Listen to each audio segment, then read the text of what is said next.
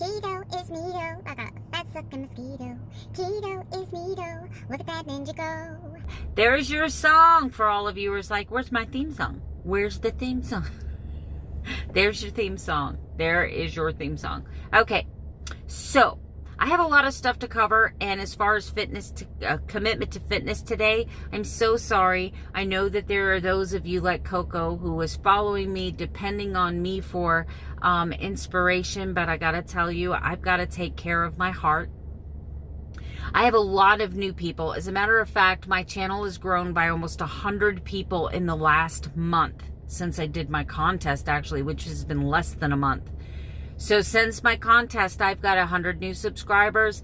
Since the beginning of the year, I have almost 600 new subscribers. So welcome everyone to Ninja Nation. I'm Melanie. Welcome to my daily keto vlog where I talk about everything keto and sometimes my life. Today's going to be life focused. Where it is 6:30 a.m. in the morning and 75 degrees outside. Now, normally I save these chats for my commitment to fitness. So if you haven't been following my channel for a long time, I always do a 30-minute commitment to fitness where I get out and I walk.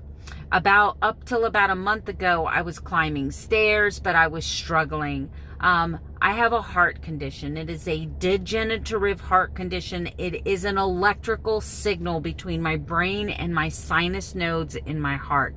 It has nothing to do with diet. It has nothing to do with obesity. Now, with that being said, these things can aggravate because by themselves, obesity can cause heart issues. By itself, high insulin resistance, and diabetes can cause heart issues. By itself, hormonal imbalances can cause palpitations, can cause PVCs, can cause electrical interruptions in the signal. However, though, this is not something I have had this issue for better than 15 years ago when it reared its ugly head. It has progressively gotten worse, and 5 years ago they decided to install a pacemaker in my heart because my heart was stopping while I was sleeping. I was dropping down into the 20s. So it was doing something that they call stalling. I was having bradycardia syncope, which is a condition where your heart will be like 80 beats, 80 beats, 80 beats, 40 beats. And it feels literally like you're falling. It feels like you're going over a hill in a car. You lose your stomach, you get dizzy, black out, and I did pass out one time behind the wheel of my vehicle. I passed out while I was driving. So this was something that was becoming life-threatening. But what was happening is my heart was becoming so tired. The muscle was so tense because it would like beat real slow, and then all of a sudden real fast to try to, because the brain, when it would finally get that signal, would be like, holy crap, she doesn't have enough oxygen. So it would start beating really fast.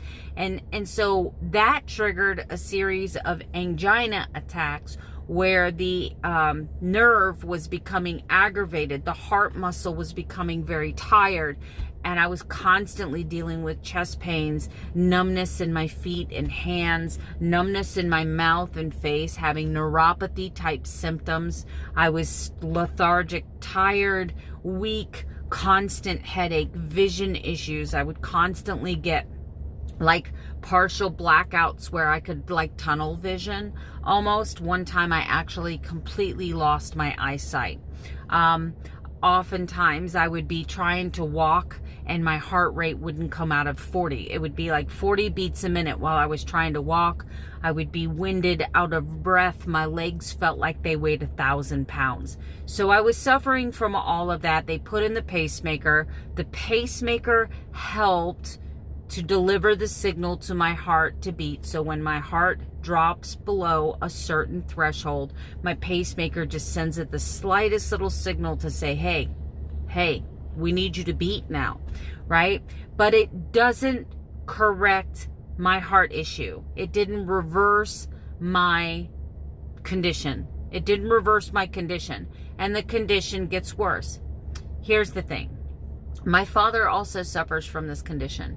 The condition that I have is sinus syndrome. And it normally rears its ugly head sometime commonly in 60 and 70-year-olds. So basically my heart is 60, 70 years old trying to keep up with a 50-year-old very active body. And I'm struggling right now. So when I say I'm struggling, even though I have a pacemaker, it's not going to make... It has a function in it that will send a signal to say, hey, she's walking, dummy. It's supposed to be a smart pacemaker, right? So as soon as I start swinging my arm and walking, my pacemaker is supposed to then know, okay, it's okay if her heart is beating fast. And so your heart rate in normal circumstances would be like 60 beats a minute. You get out of your car, you take a few steps, 65 beats a minute. You climb the flight of stairs to work, 70 beats a minute. By the time you get to your office, if your heart was functioning normally, you might be in 90 or 100 beats a minute. But what happens with my heart is I'll be at 60 beats a minute. I'll get out of my car, 61 beats a minute. I'll climb stairs, 63 beats a minute. And by the time I get to my desk, I'm like I can't breathe. I'll feel pressure in my chest. It's not deadly, but it's very uncomfortable. And of course, the older I get, the harder it is to function like that, because younger people tend to function better on a slower heart rate. Marathon runners have very slow heart rates. I am not a marathon runner. So can you have a low heartbeat and not have a condition? Yes, you can. There are people who walk around with 40 and 50 beat per minute heart rates and they're healthy. It becomes a problem when you become symptomatic. That's when a low heart rate becomes a problem. Because you have so many people that get these Fitbits and all of a sudden they replace a cardiologist with this. Don't do that. Don't do that. Do not use a Fitbit or any kind of heart rate tracker to diagnose a heart issue. Don't do it. The reason I first bought my original Charge HR was because what was happening is back before the problem got super bad, I was going to the doctors and I was telling them, look, there's times I'm walking and I feel like my legs, I feel like someone has strapped 20-pound weight to my legs. I start feeling numb. My skin gets tingly, prickly sensation. That's a lack of oxygen. So what I started doing is while I was out walking, I would be out running. I'd be jogging and I would be video recording my heart rate. And I would be jogging like a mile and my heart rate would never come out of the 60s. And my lips would be all white and I would be like out of breath and my chest would be just like so tight. And I started taking these to the doctors going, look, because you know doctors, they run the standardized test. And if it doesn't come out with this parameter, they're like, no, you're fine. They knew something was wrong with me and they knew it was electrical in nature, but they couldn't pinpoint it. So when I started showing them that, it let them start exploring options. There are about 5 common pharmaceuticals that they give people in my condition, with my condition, that typically help. But the problem is with me is because I can go from bradycardia, which is a low heart rate, to tachycardia, which is a high heart rate. If they give me a beta blocker, then it drops my heart rate too low. If they give me something to kind of help with the tachycardia, it drops my heart rate too low. If they treat the bradycardia, then I have episodes of supraventricular tachycardia where my heart rate will get up to 280, 290 beats a minute.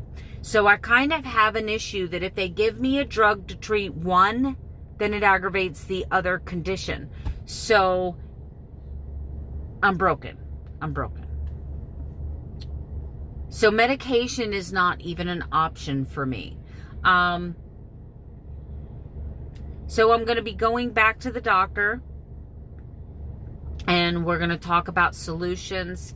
But until then, I'm not going to be exercising. And I know a lot of you depend on me to keep you physically motivated. And I'm so sorry that I'm having to kind of give up my commitment to fitness right now.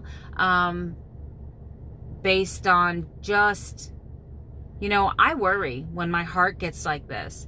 I mean, when you can't climb a flight of stairs without stopping to catch your breath, I mean, it gets a little scary for me. And then I start remembering that I'm not invincible, you know. Let's get to the lunch. I've talked enough about my heart. And for those of you that come here to see what I do for lunch, I'm so sorry. And you've probably already left me going, shut up and show me what you're eating. Okay. So I brought the package to show you again because I get a lot of questions on this. This is Plainville turkey breast. It's oven roasted. It's organic. I get it at Publix. You can see this is for a high protein keto. It's got no nitrates added. It's free range, gluten free, humanely raised, no added growth hormones, organic vegetarian diet. You can see over here, well, maybe you can't see, but I can see. The ingredients in this is turkey breast, water, and sea salt, period. Nothing else. There's no added sugar. There's no added carbohydrates. So this is 13 grams of protein for 2 ounces, 0 fat. Right? I'm going to bring some of this to our keto meetup so that they can, Karen and Tammy can taste that. They're going to love it. They're going to love it. Oh, gosh, I got to finish showing you my lunch. Now, I haven't logged any of this, so I'm not sure what the macros are, but I think the macros are going to be good. So I haven't logged any of this, but I think the macros are going to be pretty good. So I have 3 ounces of that turkey, and I've put 1 tablespoon of low-fat cream cheese in each one of those turkey tacos. I have 1 cheese stick, which is Horizon organic cheese. I have, look at this pickle. I had to eat that. I have to eat that because it's not right. I have my avocado smash, which is my veggie for the day. I have some olives just because I wanted some olives. Just because I can. And this today is a 1/2 cup of Fage. 0% fat Greek yogurt for my higher protein macros. It's got great protein fat macros if you're on high protein. I don't know what I would do without the Fage yogurt. I really don't. And this morning I put coconut drops in it. So there's stevia coconut drops. They have coconut flavor and stevia in them. That's it. I have given up sucralose for now. Maybe in maintenance I can treat myself from time to time. But the biggest problem that I have with sucralose is that it triggers cravings. It triggers carb cravings, and it makes me crave sugar. So there's that. Anyway, that's all I got for now. This is going to be a super duper long video. I'm sorry. Welcome to all the new people on my channel. The content is about to change because the exercise is about to change. Normally I do a 5-minute segment while I'm out walking, but I've really got to slow down. I'm concerned about what's happening with my heart right now until I talk to the doctor Friday. There will be no commitment to fitness. You guys have a great day. I'll see you later. So I got my doctor's appointment tomorrow at 8 o'clock. Did I tell you that? Did I tell you? Did I tell you that? Me? Yes, you. Say hi to your peeps. Hi to your peeps. They like, he likes Hello, you. ninjas. Oh my gosh, he actually said hello, that does. Well, anyway, so I have my doctor's appointment tomorrow. Yes, you're supposed to say yes. Yes. Wake me up before you go. I don't have to wake up early. So I told him to wake me up before I go to work. Before he goes to work. I don't know what the hell I'm saying. He called you guys ninjas. Alright guys, I am going to be wrapping this video up for the night. I had a really good keto day today. I maxed out every one of my macros. So I was 2 carbs over. I think I was actually about 4 grams under my fat goal, but I was about 13 grams over my protein goal. My calories are coming in around 1,400. I had a little bit more carbohydrates today than I normally do, but I was hungry today, so there's that.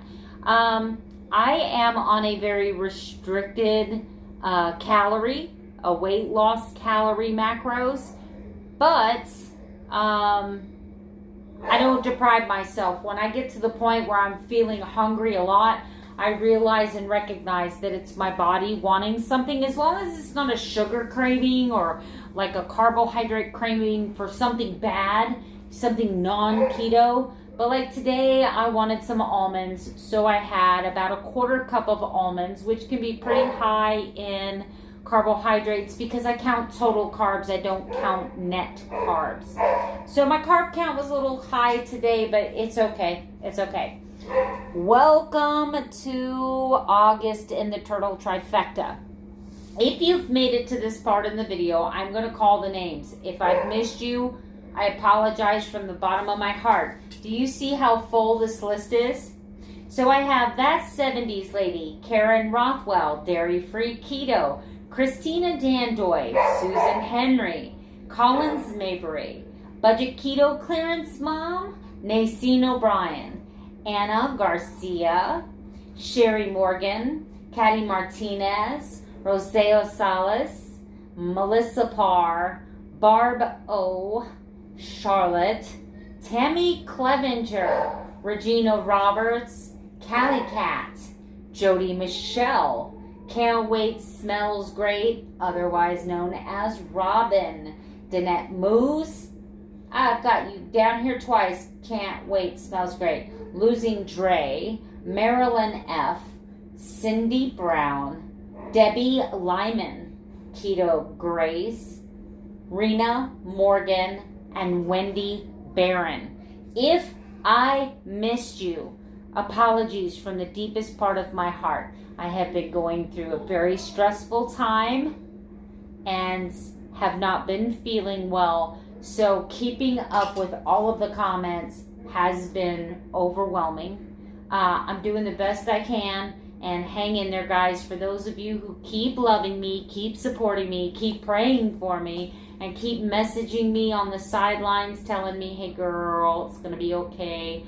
I appreciate that, because I am feeling really you would think hitting my lowest weight today I'd be happy, but I'm more concerned about my heart. I am worried about my visit tomorrow with the doctor, but I'm trying not to worry. I'm just trying to give it to God. It's just when you go through something like that, when you go through what I went through before the pacemaker, and the thought that eventually that's what my life is going to be full time again, it's hard. Because that was really hard.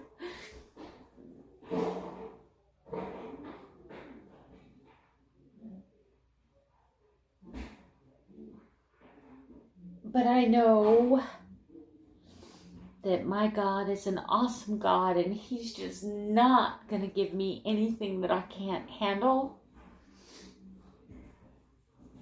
And that anything that I am given, I'm just going to go forward like a ninja, just like a ninja. And hopefully my struggle becomes someone else's inspiration, and I'm just going to keep doing what I'm doing. I'm just going to keep doing what I'm doing, but I'm going to definitely trust in God. He's got a plan. He's got a plan. So for those of you that pray, put your hands together today and pray, please, that, God is merciful, and that this visit goes well. And I believe that He is a healer. And I believe that He will not give me anything that I cannot handle, because with Him, I can do anything. Good night. Sleep tight. Don't let the bed bugs bite.